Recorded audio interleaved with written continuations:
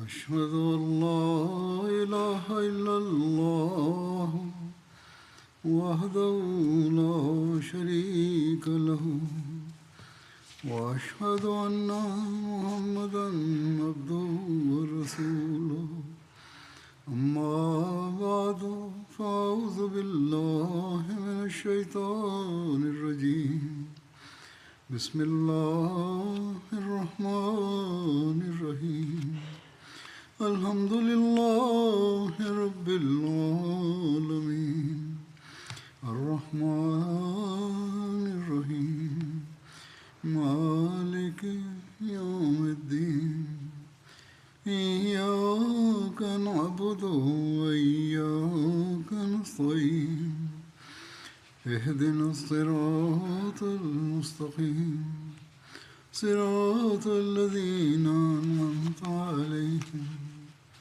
غير المغضوب عليهم ولا الضالين.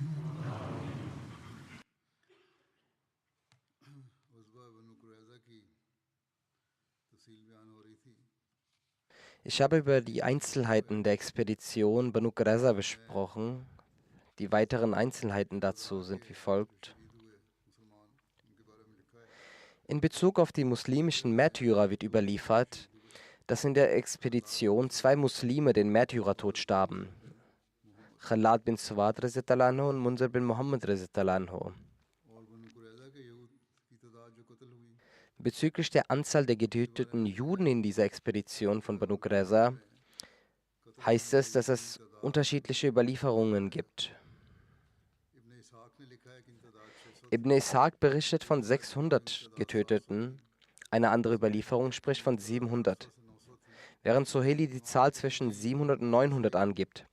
Gemäß Imam Tirmizi und Imam Nisai wurden 400 Soldaten getötet. Ibn Sa'd spricht von einer Anzahl zwischen 600 und 700 Männer. Hazrat Mirza Bashir Ahmad Sahib hat basierend auf seiner umfassenden Untersuchung verschiedener historischer Quellen folgendes festgehalten. An diesem Tag wurden mehr oder weniger 400 Männer nach dem Urteil von Sa'd hingerichtet.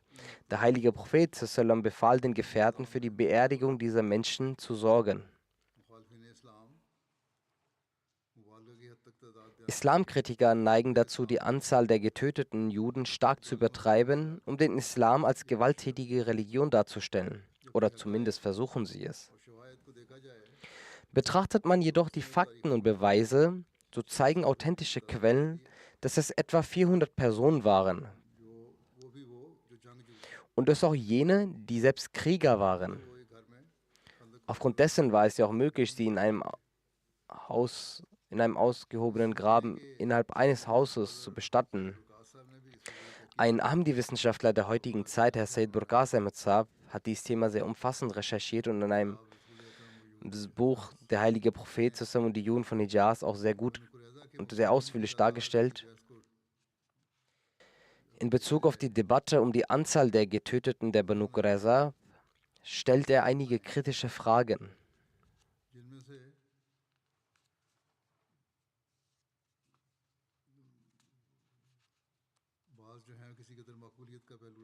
Darunter einige logische Überlegungen. Zunächst erläutert er ein grundlegendes Prinzip, das allgemeingültig ist. Ob es sich um eine historische Quelle oder eine Überlieferung handelt, so ist es möglich, dass diese sowohl unauthentisch als auch schwach sein können. Daher ist es unklug, allen Quellen blind zu vertrauen. Dann schreibt er, die Annahme, dass 600 bis 900 Männer samt ihrer Frauen und Kinder, also insgesamt vorsichtig ausgedrückt 5000 bis 6000 Personen, gefesselt nach Medina gebracht wurden, in nur 2 Häusern untergebracht waren und dort verpflegt wurden, während die Muslime selbst hungerten, wirft Fragen auf. Es wäre eine enorme Herausforderung gewesen, den Toilettengang und andere Bedürfnisse einer so großen Menschenmasse zu organisieren und gleichzeitig sicherzustellen, dass niemand entkommt und keine Unruhen entstehen. Auch die Vorstellung, dass in einer einzigen Nacht ein Massengrab für 600 Personen auf einem Markt in Medina ausgehoben wurde, obwohl bereits ein frischer Graben vorhanden war, erscheint zweifelhaft. Hinzu kommt, dass 2 oder 3 Personen, darunter Hazrat Ali und Hazrat Zubair radhiyallahu anhuma, alle Hinrichtungen ausführen und über diesen Vorfall für immer schweigen sollten. Zudem, dass weder in Sahih Bukhari noch in Sahih Muslim die genaue Anzahl der Hingerichteten erwähnt wird. Dieses und weiteres legt nahe, dass man sich kritisch mit diesen Überlieferungen auseinandersetzen sollte und diese prüfen sollte, ob möglicherweise darin nicht doch Übertreibungen vorliegen. Er schreibt weiter: Um die Feindschaft zwischen dem heiligen Propheten, den Muslimen und den Juden zu verstärken, haben Menschen später zusätzliche Elemente in die Überlieferung eingefügt. Das in Bukhari verwendete Wort zeigt, dass Saad bei der Urteilsverkündung sagte, Tuqtal al-Muqatila. Das bedeutet übersetzt, ihre kämpfenden Soldaten sollen hingerichtet werden. Einige Historiker und Biografen jedoch haben dies folgendermaßen übersetzt. Sie sagen, jeder Mann, der kampffähig war, soll hingerichtet werden.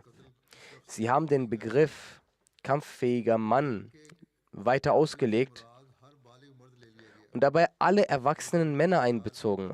Erwachsen wurde dabei so definiert, dass einige Personen jeden Mann auf Zeichen der körperlichen Reife hin überprüften und ihn dann als erwachsen erklärten. Auf diese Weise wurde die Zahl der Hinrichtungen übertrieben dargestellt. So dermaßen haben sie übertrieben.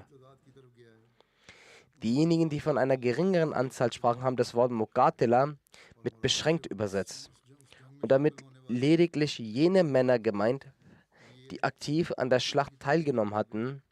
Nach ihren Untersuchungen waren dies nicht mehr als 20 Personen. Sie haben die Zahl weiter reduziert und sich dabei auf logische Argumente gestützt. Das ist ihre eigene Recherche. Jedoch weist vieles davon eine logische Grundlage auf und kann als Ausgangspunkt für weitere Recherchen dienen.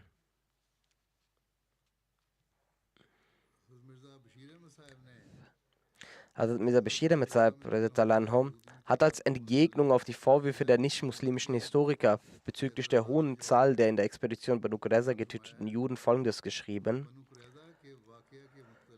In Bezug auf das Ereignis der Banu Qurayza haben einige nicht-muslimische Historiker den heiligen Propheten zusammen auf sehr unschöne Weise angegriffen.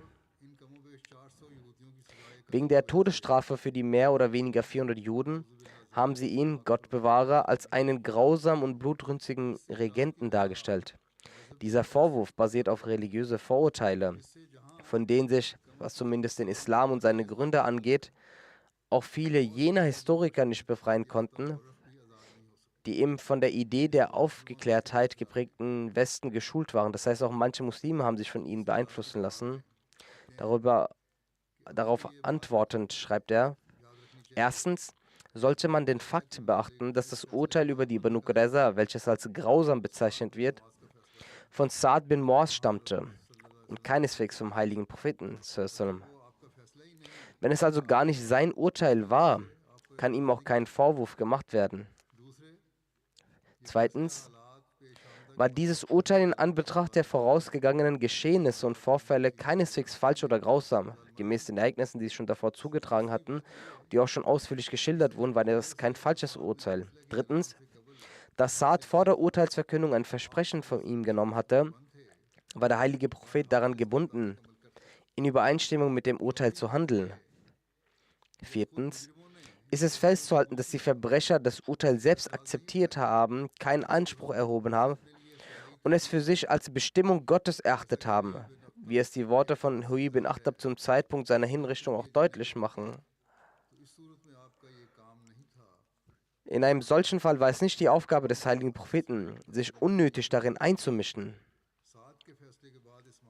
Nach dem Urteil von Saad hatte der heilige Prophet nur insofern mit dieser Angelegenheit etwas zu tun, dass er das Urteil im Rahmen des Systems seiner Regierung bestmöglich umsetzen ließe. So wurde bereits erwähnt, dass er dies mit einer Hervorgehensweise umsetzte, die als bestes Beispiel für Barmherzigkeit und Fürsorge begriffen werden kann. Solange sich nämlich die verurteilten Leute vor der Ausführung des Urteils noch in Gefangenschaft befanden, stellte er deren Unterkunft und Nahrungsversorgung in der bestmöglichen Form sicher.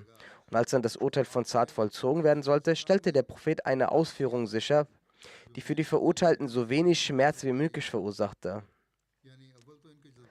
Erstens ordnete er aus Rücksicht und Sorge um ihre Gefühle an, dass zum Zeitpunkt der Hinrichtung eines Verbrechers kein anderer Verbrecher anwesend sein sollte. Aus der Geschichte erfährt man sogar, dass diejenigen, die zum Richtplatz geführt wurden, nicht darüber Bescheid wussten, wohin sie hingingen, bis sie nicht inmitten der Richtstätte standen. Des Weiteren billigte der Prophet das Gnadengesuch einer jeden Person, das ihm vorgetragen wurde. Es wurde nicht nur das Leben einer solchen Person verschont, sondern auch in Bezug auf ihre Frau, Kinder und ihren Besitz wurde angeordnet, ihnen alles wieder zu überlassen. Kann es einen barmherzigeren und gütigeren Umgang gegenüber einem Straftäter geben? Aus diesem Grund kann der heiligen Prophet bezüglich der Ereignisse von Banu Qurayza nicht keinen Vorwurf treffen, sondern die Wahrheit ist, dass dieser Vorfall ein eindeutiger Beweis für seine hohen moralischen Eigenschaften, seine vortrefflichen Verwaltungsführung und seine natürliche Barmherzigkeit und Güte ist. So bleibt nur noch die Frage nach dem Urteil selbst. Diesbezüglich können wir auch bedenkenlos sagen, dass es keineswegs irgendeine Form des Unrechts oder Grausamkeit aufweist, sondern vollkommen auf Recht und Gerechtigkeit basierte. In dieser Hinsicht müssen wir uns zuallererst vor Augen führen, was das Verbrechen der Banu Qurayza war und unter welchen Umständen jenes Verbrechen begangen wurde. Aus der Geschichte erfährt man, dass als der heilige Prophet zu Beginn in Medina ankam, 3 jüdische Stämme dort ansässig waren, nämlich der Stamm Banu Qanqa, der Stamm Banu Nazir und der Stamm Banu Qurayza.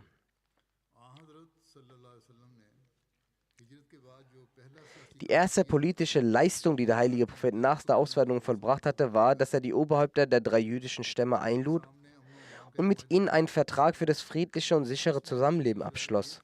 Dieser Vertrag beinhaltete folgende Bedingungen. Die Muslime und Juden werden miteinander in Frieden und Sicherheit in Medina leben und freundschaftliche Beziehungen zueinander pflegen. Sie werden die Feinde des anderen in keiner Weise unterstützen, noch werden sie Beziehungen zu den Feinden des anderen haben. Wenn einer oder mehrere Stämme von außen Medina angreifen, werden sich alle gemeinsam gegen den Angreifer verteidigen. Wenn von denjenigen, die dem Vertrag zugestimmt haben, irgendeine Person oder Gruppe diesen Vertrag bricht oder Aufruhr und Unfrieden stiftet, werden die anderen das Recht haben, gewaltsam gegen sie vorzugehen. Alle Streitfälle und Konflikte werden Mohammed zusammen vorgebracht und sein Urteil wird für alle geltend sein. Jedoch wird maßgebend sein, dass jede Person oder jedes Volk gemäß dessen jeweiliger Religion und religiösem Gesetz gerichtet wird. Das ist ein wichtiger Punkt. Jede Entscheidung wird gemäß der eigenen Religion und religiösem Gesetz getroffen werden, obwohl die Regierung der Muslime bereits etabliert worden war. Wie hielten sich die Muslime an diesen Vertrag? Die Antwort liest sich wie folgt. Als allererstes verletzte der Stamm Banu Qanqa den Vertrag. Sie brachten mit den freundschaftlichen Beziehungen und forderten die Muslime zum Krieg heraus. Sie zeigten niederträchtiges Verhalten, indem sie muslimische Frauen belästigten und entehrten. Dann lehnten sie die Führungsposition des heiligen Propheten, die er auf Grundlage des Vertrags zwischen den Völkern innehatte, äußerst hochmütig ab. Als sie aber von den Muslimen bezwungen wurden, vergab der heilige Prophet ihnen und beließ es nur bei der Vorsichtsmaßnahme, dass die Banu Qanqa Medina verlassen und einen anderen Ort siedeln sollten. Damit der Frieden der Stadt nicht zerstört wird und die Muslime davor geschützt sind, dass sich in ihrem eigenen Haus eine Schlange schlängelt, also dass sie vor einem heimlichen Feind geschützt bleiben. Aus diesem Grund verließen die Banu Qanqa Medina mitsamt ihrem Reichtum, ihren Frauen und Kindern in aller Ruhe und Sicherheit und ließen sich woanders nieder. Die beiden verbleibenden jüdischen Stämme zogen jedoch keine Lehre aus diesem Ereignis.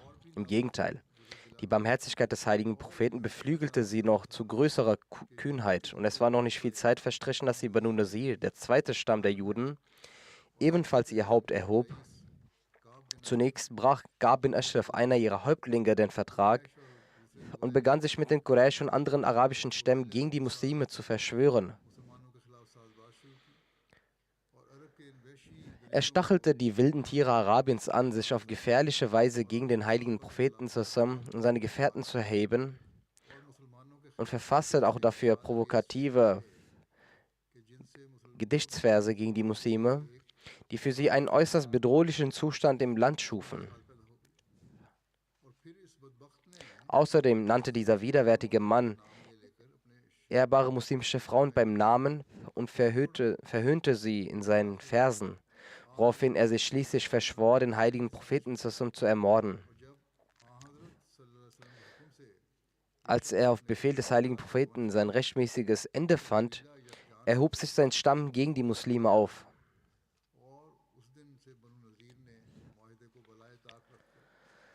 Von diesem Tag an hielten sich die Banu Nazir nicht mehr an ihre Vereinbarungen und begannen, sich gegen die Muslime zu verschwören. Schließlich schmiedete der gesamte Stamm einen Plan zur Ermordung des heiligen Propheten und beschloss, dass der heilige Prophet auf keinen Fall verschont werden dürfe. Als der heilige Zuerst waren alle bei der Vertragsnahme dabei, dass wenn jemand den Vertrag bricht, dann wird er von allen bestraft.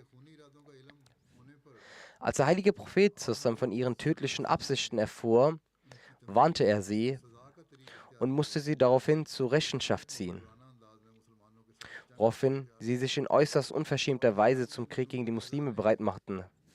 In diesem Krieg unterstützten die Banu Qurayza die Banu Nazir.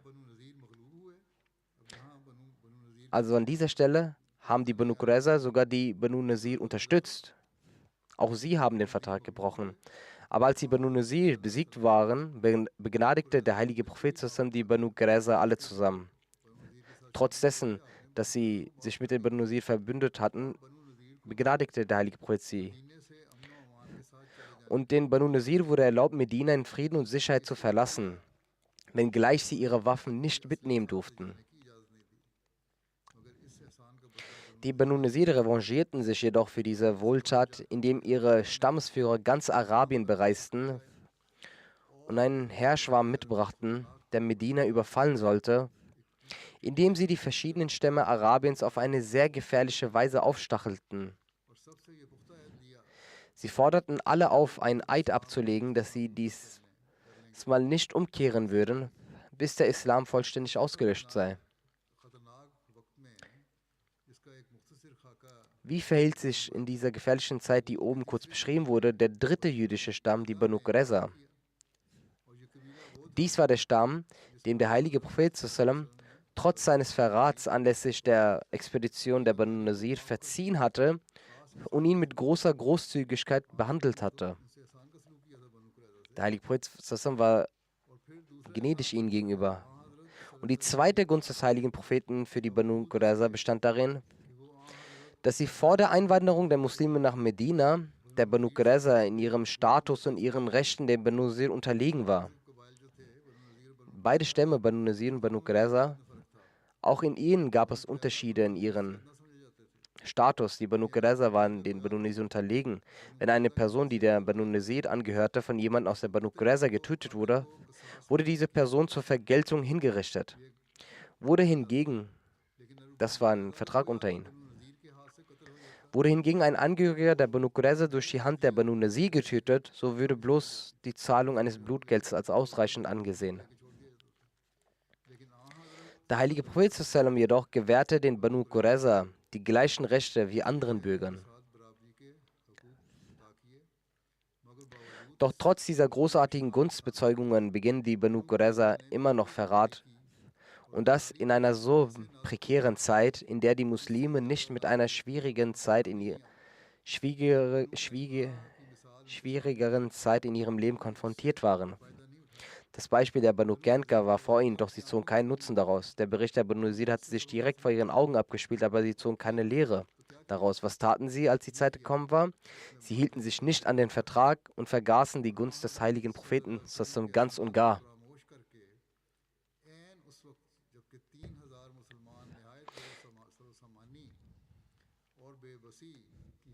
Sie kamen aus ihren Festungen und griffen die muslimischen Frauen und Kindern von hinten an, und zwar genau zu dem Zeitpunkt, als 3000 Muslime von einer wilden Armee von 10.000 bis 15.000 Ungläubigen umzingelt waren, die sich in einem äußerst verletzlichen und hilflosen Zustand befanden und denen angesichts ihrer Unfähigkeit das Herz bis zum Hals schlug und dem Tod ins Auge blickte. Sie wandten sich von ihrem Pakt mit den Muslimen ab und beteiligten sich an einer tödlichen Koalition, die einzig und allein darauf abzielte, den Islam und den Stifter des Islam zu vernichten. Ja, derselbe Begründer des Islam, dessen erste Aufgabe nach seiner Ankunft in Medina darin bestand, die Juden zu seinem Freund und Verbündeten zu machen. Das muss man genauer betrachten. Der heilige Prophet sallam wollte die Juden zu seinen Verbündeten und Freunden machen, als er in Medina ankam. Und die erste Aufgabe der Juden war, dass sie das akzeptiert hatten und ihn als sein demokratisches Oberhaupt auch angesehen haben. Unter diesen Umständen war diese Handlung der Banu Qurayza nicht nur ein Vertragsbruch und Verrat, sondern auch ein gefährlicher Akt der Rebellion. Und zwar eine von solchem Ausmaß, dass, wenn ihr Plan gelungen wäre, dies definitiv dem Leben, der Ehre, der Würde, dem Glauben und der Religion der Muslime ein Ende bereitet hätte. Die Banu Qurayza haben sich also nicht nur ein einziges Verbrechen schuldig gemacht, sondern vielmehr der Untreue, Undankbarkeit, des Vertragsbruchs, des Verrats, der Rebellion und des versuchten Mordes. Darüber hinaus wurden diese Verbrechen unter Umständen begangen, die die grausamste Form annehmen konnten, und kein unparteiisches Gericht könnte Faktoren finden, die es dazu veranlassen würde, in ihrem Fall Milde walten zu lassen.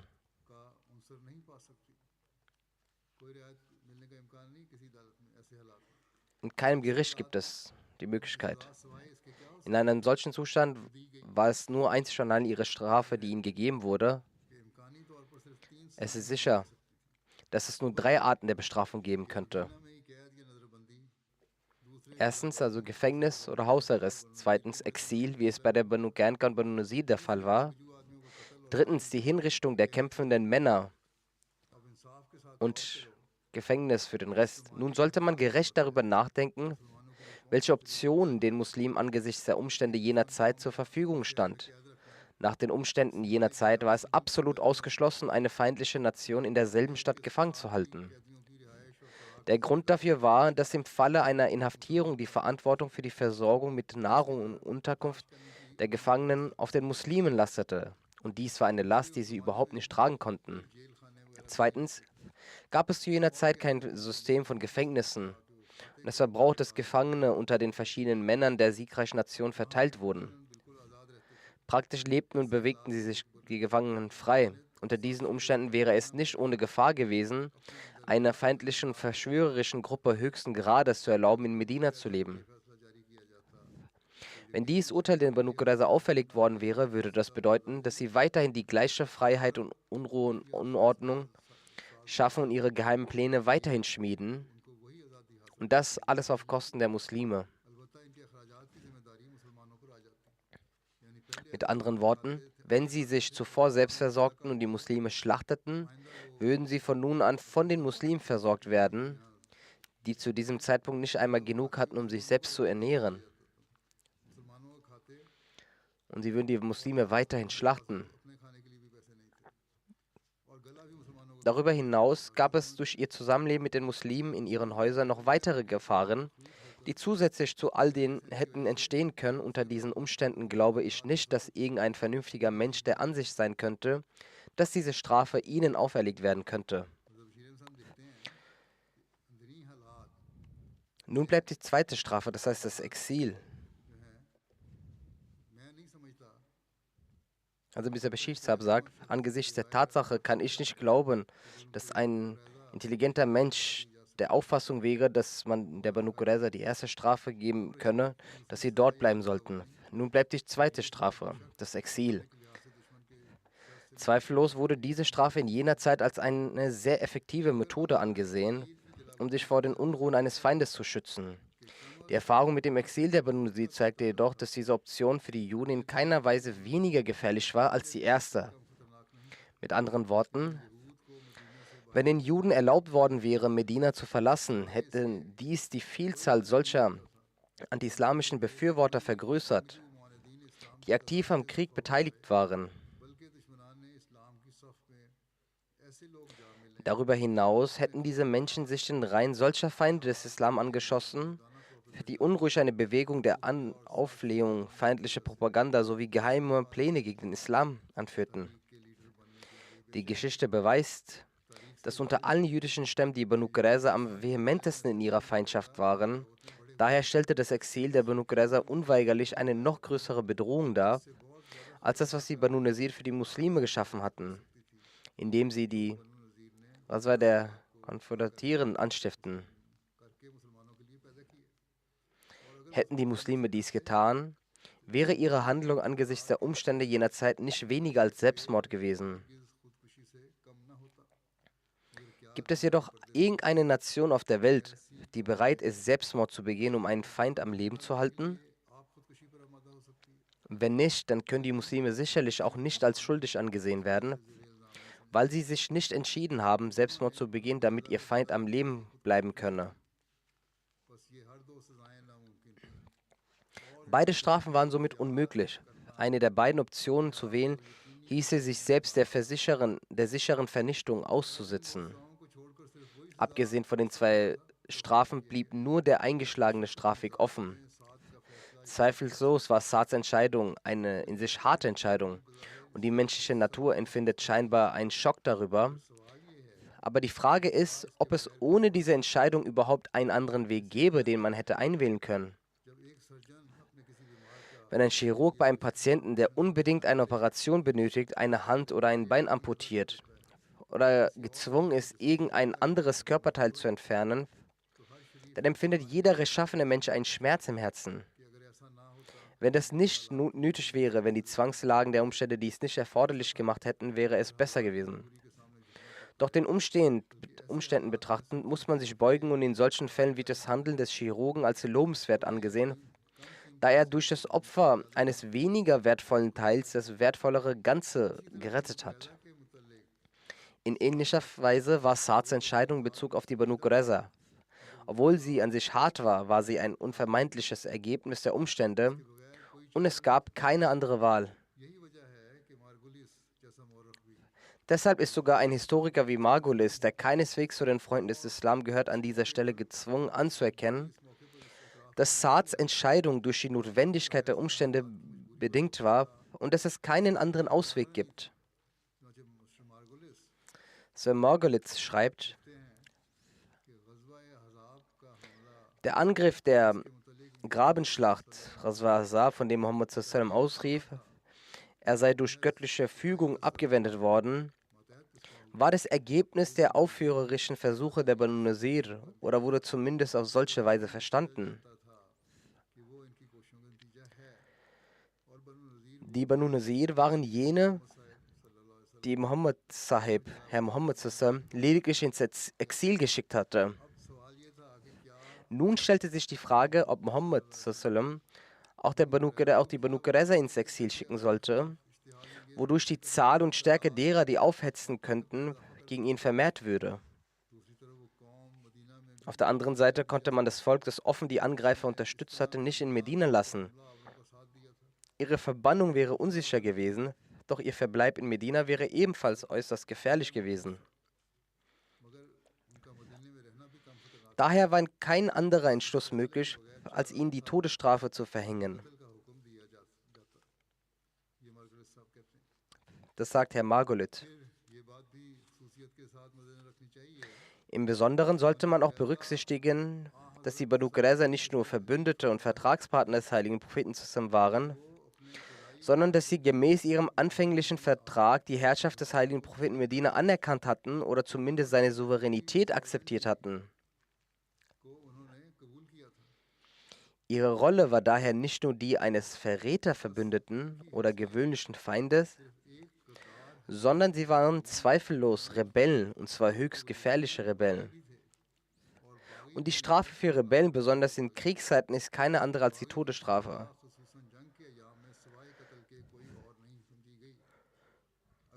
Wenn selbst Rebellen nicht mit der härtesten Strafe belegt würden, würde das Regierungssystem völlig zusammenbrechen und den bösartigen und aufwüchsigen Menschen würde eine solche Kühnheit verliehen, die für die öffentliche Sicherheit und das Wohl äußerst schädlich wäre.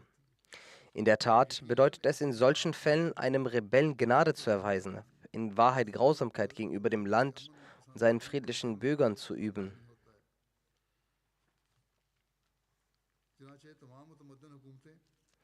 Alle zivilisierten Regierungen bis heute haben solche Rebellen, ob Männer oder Frauen, mit der Todesstrafe belegt. Und kein vernünftiger Mensch hat je dagegen Einwände erhoben. Somit war Saads Entscheidung absolut gerecht und entsprach voll und ganz den Regeln der Gerechtigkeit. Und der heilige Prophet zusammen konnte wegen seines Gelöbnisses die Gnade bei dieser Entscheidung nicht anwenden, außer für einzelne Personen. Dafür tat er sein Bestmögliches.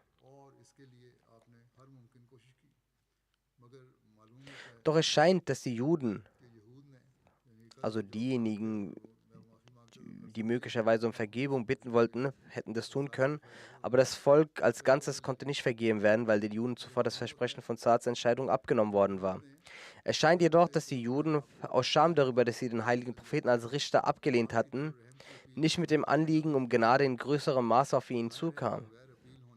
Und es ist offensichtlich, dass ohne eine Bitte um Vergebung keine Barmherzigkeit gewährt werden konnte, da das unbegründete Vergeben bei einem Rebellen, der nicht einmal Reue über sein Verbrechen zeigt, politisch geäußert, gefährliche Folgen haben könnte.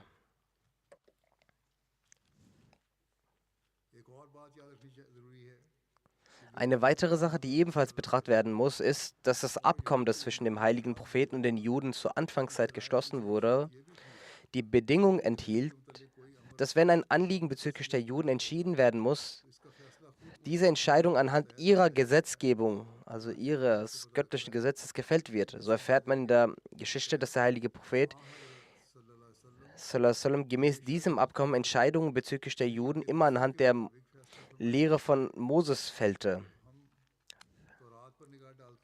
Wir blicken nun auf die Tora. Darin steht als Bestrafung solcher Verbrechen, derer die Banu Qurayza schuldig waren, eben die geschrieben, die Saad bin Muaz bei ihnen anwandte. In der Bibel ist das göttliche Gebot niedergeschrieben. Und wenn du vor einer Stadt ziehst, um gegen sie zu kämpfen, so sollst du ihr zuerst den Frieden anbieten. Antwortet sie dir friedlich und tut dir ihre Tore auf, so soll das ganze Volk, das darin gefunden wird, dir frompflichtig sein und dir dienen.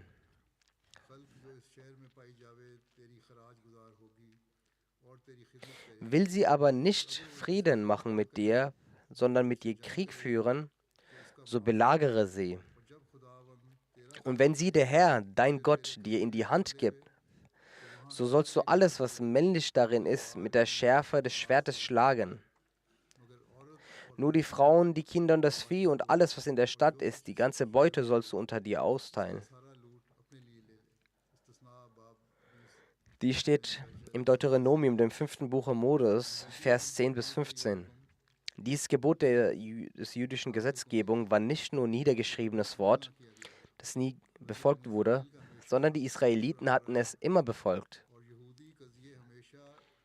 Und jüdische Streitfälle waren immer auf dieser Grundlage entschieden worden. Es kann folgendes Beispiel betrachtet werden. Und sie, die Israeliten, zogen aus zum Kampf gegen die Medianiter, wie der Herr es Mose geboten hatte. Und sie töteten alle Männer. Samt diesen Erschlagenen töteten sie auch die Könige der Medianiter, nämlich Evi, Rekem, Sur, Hur und Reba, die 5 Könige der Midianier. Auch Beleam, den Sohn Beors, töteten sie mit dem Schwert. Und die Israeliten nahmen die Frauen, die Kinder gefangen. All ihre Vieh, all ihr Hab und ihre Güter raubten sie und verbrannten mit Feuer all ihre Städte, worin sie wohnten, und all ihre Zeltdörfer. Und sie nahmen die ganze Beute und alles, was zu nehmen war, an Menschen und Vieh, und brachten es zu Mose und zu Elisea, zum Priester, und zu der Gemeinde der Israeliten, nämlich die Gefangenen. Und das genommene Vieh und die Beute zum Lager in den Steppen Moabs gegenüber Jericho. Das steht im 4. Buch Mose, Vers 7 bis 12.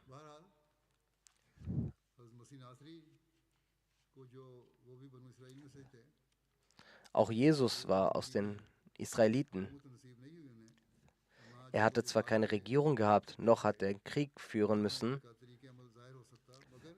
wodurch man auch seine Praxis sehen kann, aber aus einigen seiner Sätze und Überlieferungen stellt sich raus, welche Ansichten er über Rebellen und böse Leute hatte. Seine Feinde ansprechend, sagt Hazrat Jesus a.s.: O ihr Schlangen, Kinder der Schlangen, wieso solltet ihr von der Strafe der Hölle verschont bleiben? Also, o ihr Menschen, ihr seid es wert, wie Schlangen getötet zu werden, aber ich habe nicht diese Macht, euch zu bestrafen. Also fürchtet euch vor Gott und fürchtet euch vor der Hölle, damit ihr mit euren charakterlosen und schlimmen Taten aufzuhören. Wahrscheinlich ist es genau der Grund, warum die Anhänger von Jesus, als sie weltliche Macht erlangten, sich genau auf seine These stützend, nämlich diejenigen wie Schlangen zu töten, die sie als charakterlos und feindlich betrachten und ihre Absichten als hinderlich einstuften, sie umbrachten.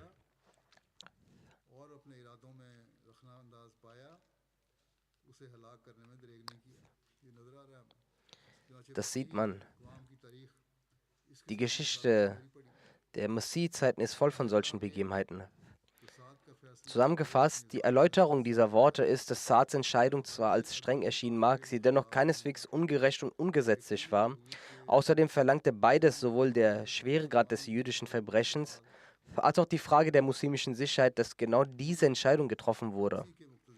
Darüber hinaus war diese Entscheidung im Einklang mit der jüdischen Gesetzgebung.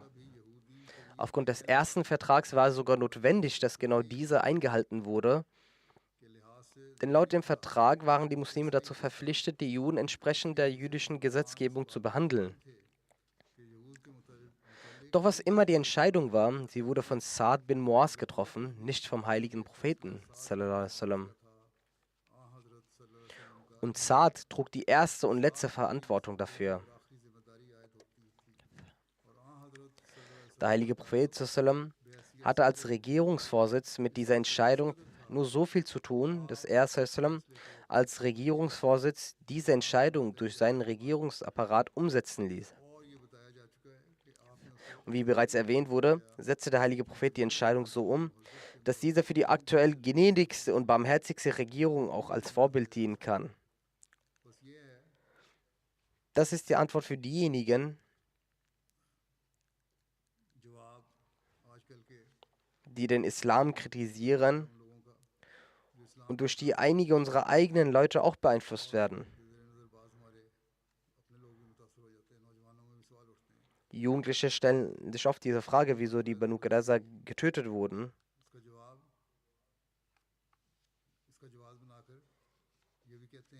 Einige von ihnen nehmen dies nun sogar als Vorwand dafür, die Vorgänge gegen die Palästinenser zu rechtfertigen. Obwohl die aktuelle Lage überhaupt nichts mit der damaligen Lage und mit der Art und Weise der Vergeltung vergleichbar ist. Zudem werden Frauen und Kinder ebenfalls getötet. Nichtsdestotrotz, die gesamte Schuld hierbei liegt bei den Muslimen, die für ihren persönlichen Nutzen den Ruf des Islam zerstört haben. Möge Allah der Allmächtige diesen Menschen ebenfalls Vernunft schenken.